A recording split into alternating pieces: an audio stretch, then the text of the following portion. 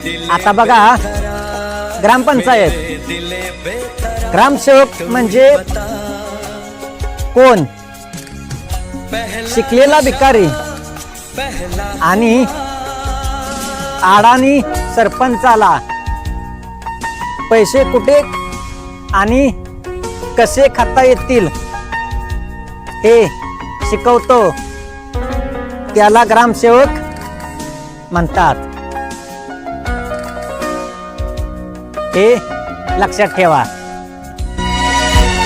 उड़ता ही फिरूं इन हवाओं में कहीं, या मैं झूल जाऊं इन घटाओं में कहीं.